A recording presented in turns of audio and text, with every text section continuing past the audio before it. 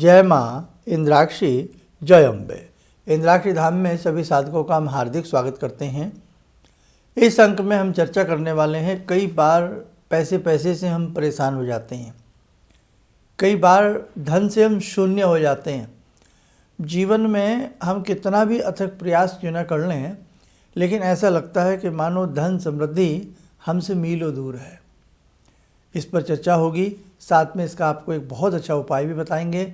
ध्यान से कार्यक्रम को सुनिएगा। आइए आज का पहले पंचांग जानें।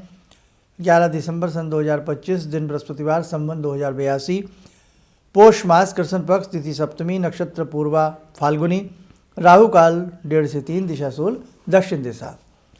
अब देखो, आपकी किसी भी व्यक्ति की हथेली हो, हथेली में जो मध्य में सैटर्न रेखा होती है, जो बीच में हथेली में चलती है, जिसको हम लक लाइन कहते हैं, अगर इस लक लाइन के ऊपर किसी भी जातक के कट पड़े हुए हों और ये लक लाइन व्यक्ति की हथेली में बहुत कम सी नज़र आती हो और उसी के साथ साथ व्यक्ति की जो उंगलियां हैं उसमें ऊपर की तरफ बहुत सारी अनगिनत रेखाएं हमें नज़र आती हों, तो ऐसी स्थिति में वो व्यक्ति धन के प्रति कमी महसूस करेगा, या यूँ कहें कि बहुत ज़्यादा धन को लेकर के उसका मन व्याकुल रहेगा।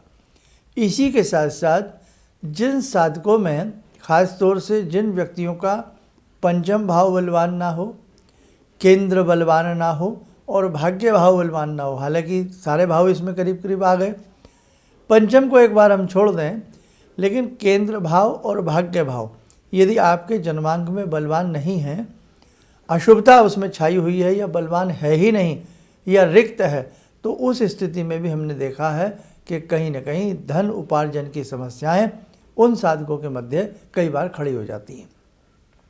ऐसे ही आपकी हथेली में अनगिनत रेखाओं का वास आना, आपकी हथेली में विद्यमान मंगल 2 स्थानों पर होता है, मंगल एक यहाँ होता है और एक मंगल यहाँ होता है, तो दोनों स्थानों का मंगल यदि किसी व्यक्ति का अनेकों प्रकार की रेखाओं से आवर्त हो, नन्ही छोटी छोटी अनेकों रेखाएं, अनगिनत रेखाएं मंगल को काटती हों, आड़ी तिरछी रेखाएं मंगल के ऊपर विद्यमान हों, उस स्थिति में भी व्यक्ति के धन संचार के जो रास्ते हैं वो बंद होने की कगार पे आएंगे।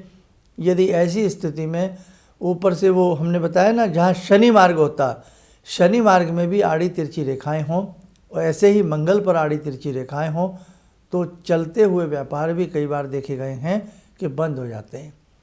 अच्छी खासी नौकरी चल रही है, छूट जाती है। तो बहुत सारी ऐसी चीज़ें होती हैं कि धन की कमी इस प्रकार के योगों से भी उत्पन्न होती है। इसी के साथ साथ यदि आपके घर में जो आपका ईशान कोण है, वास्तु की यदि हम बात करें, आपके घर का ईशान्य कोण और आपके घर का नैऋत्य कोण, ये 2 कोण भी यदि किसी व्यक्ति के कटे हों, तो ऐसी स्थिति में भी हमने देखा है कि धन संचार के रास्ते कमज़ोर पड़ते हैं। वायव्य कोण किसी व्यक्ति के घर का अशुभ हो या वहाँ उसने भूल से द्वार बना लिया हो, तो वहाँ पर भी देखा है कि इलेक्ट्रॉनिक्स चीज़ों का नुकसान होगा या कई बार बड़ी चोरी होने की भी संभावना उन घरों में बन जाती है। ज्योतिष है, इसमें हाथ की रेखाएं हों, आपकी कुंडली हो, आपके वास्तु का नमूना हो, तो बहुत सारी चीज़ें कई बार अनजाने में हमें मालूम नहीं होता है और अचानक हमारे जीवन में ऐसा कुछ भूचाल आता है कि हमें लगता है कि हमारा धन था नष्ट हो गया, धन था किसी कारोबार में लगाया, सारा चला गया और आज स्थिति ये बन गई है हम पैसे से मोहताज होते जा रहे हैं। तो देखो भैया, भगवती की कृपा सबके ऊपर बने, ईश्वर न करे कि ऐसी स्थिति कहीं किसी जातक को झेलनी पड़े। ऐसी स्थिति में हम आपको एक राय देंगे कि आप उच्छिष्ट गणपति की साधना करें। किनकी? उच्छिष्ट गणपति की आप साधना करें और उन्हीं की साधना के साथ साथ आप एक बार गायत्री महानुष्ठान करें। किसी भी मर्मज्ञ की राय लेकर के गायत्री महानुष्ठान करें। महानुष्ठान के लिए, गायत्री अनुष्ठान के लिए क्या करना है और महानुष्ठान के लिए क्या करना है?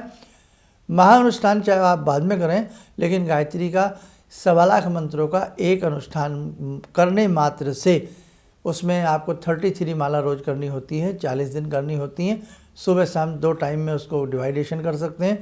अगर जीवन की दुख तकलीफ़ें 4-4 साल, 10-10 साल, 40-40 साल नहीं जा रही हैं, तो मात्र 40 दिन भगवान के नाम पर देने पे कोई बहुत हर्जे की बात नहीं है, हमें कर लेना चाहिए। आपको लगे कि जीवन के किसी भी क्षेत्र में आपका लाभ नहीं हो पा रहा है, तो आप एक बार गायत्री अनुष्ठान करके देखें, ना आपको चमत्कार मिले तब आप बताइएगा। उसी के साथ साथ गायत्री अनुष्ठान के साथ साथ जब गायत्री अनुष्ठान कर लें, उसके बाद उच्छिष्ट गणपति साधना एक बार आप किसी मर्मज्ञ से राय लेकर के करें, सोने पे सुहागा आपको रिजल्ट मिलेगा।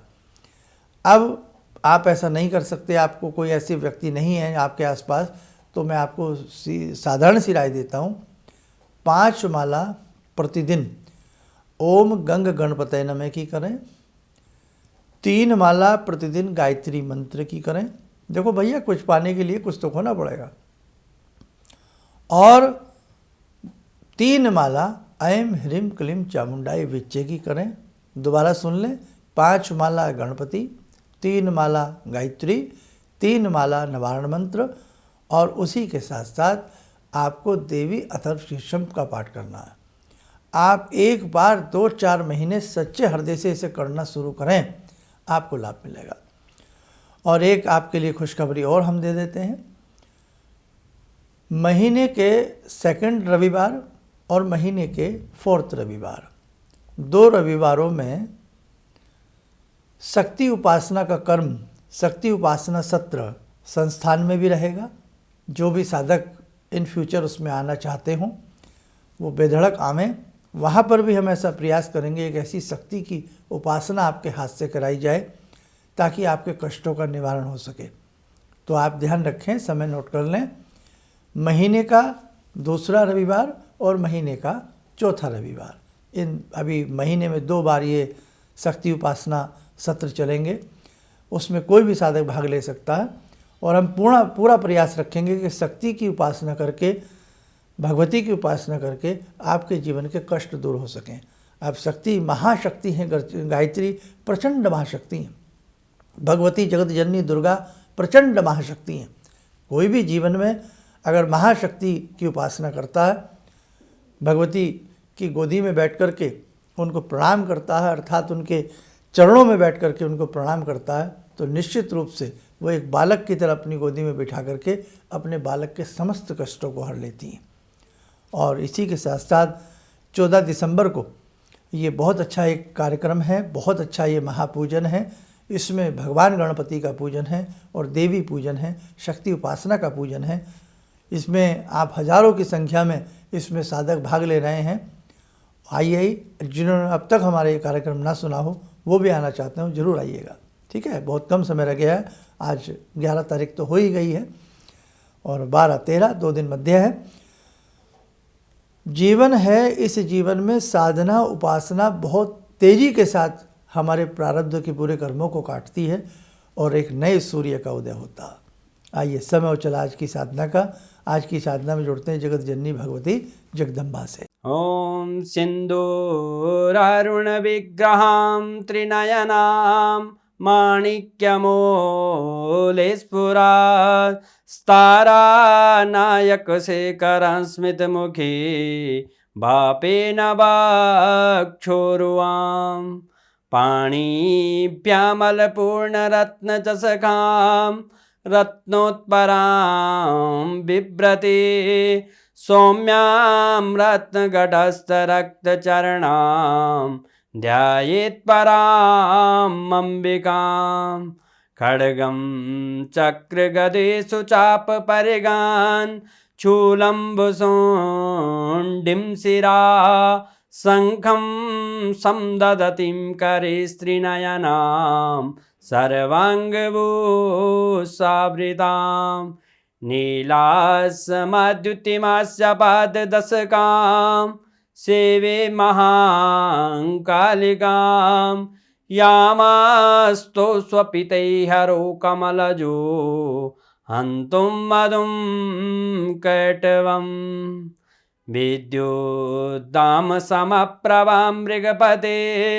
स्कन्दस्थितां भीषणां कन्या विह करवाल खेट विलसा धस्ता विराज सेविताम हस्ते चक्र गदा शिखेट विशिखाम चापम गुणम तर्जनीम विप्राणामलिलात्मिकां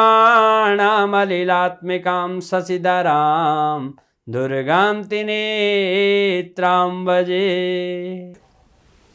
कवच बना लें, ध्यान करें, भगवती का शुभ आशीष हम सबके ऊपर बरस रहा है।